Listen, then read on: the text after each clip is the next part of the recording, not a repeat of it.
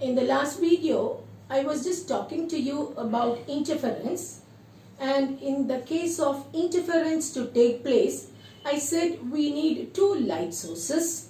I also said that you cannot have two independent light sources. Instead, we must have what is called as coherent sources. So what do you mean by coherent sources? Coherent sources are nothing but two sources of light which is derived from a single source, and the light waves coming out of these two sources must be emitted continuously.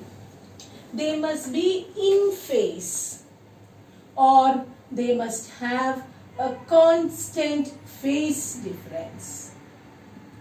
Such sources are called coherent sources. Two sources of light derived from a single source, emitting light waves continuously, which are in phase or have a constant phase difference, is called as coherent sources.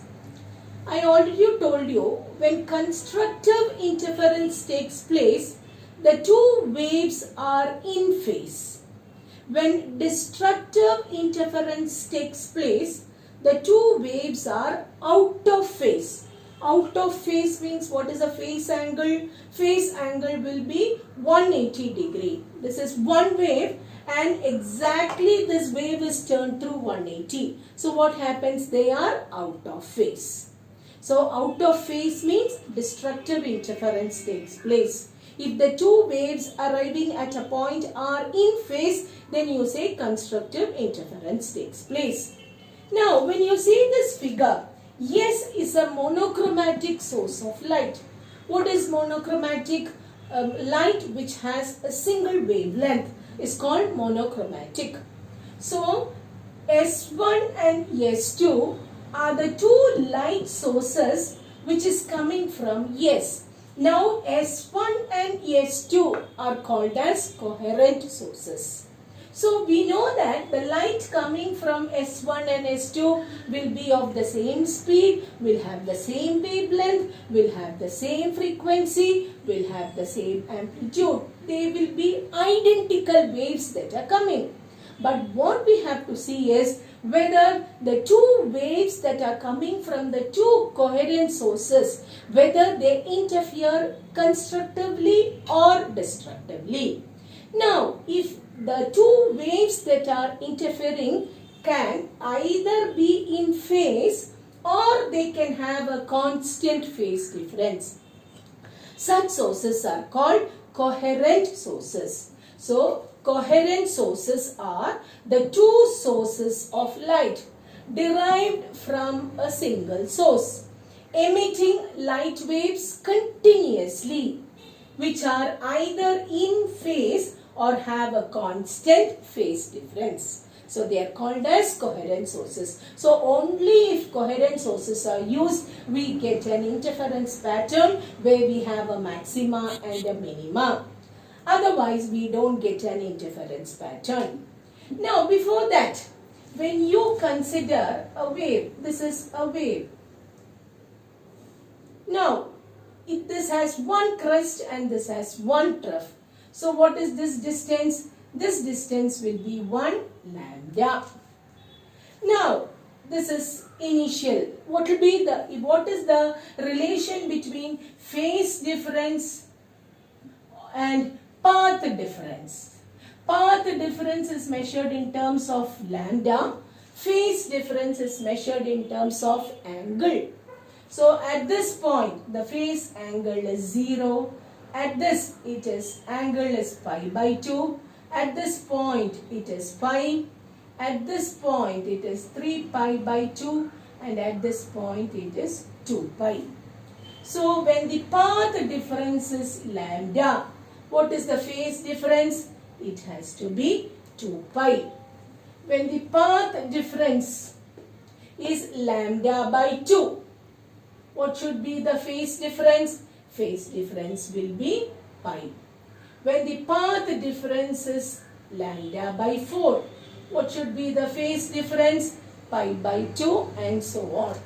So you know the relation between phase difference and path difference. So when the path difference is lambda, the phase angle is 2 pi. Last year under simple harmonic motion, we studied simple harmonic motion is the projection of circular motion along the diameter of the circle.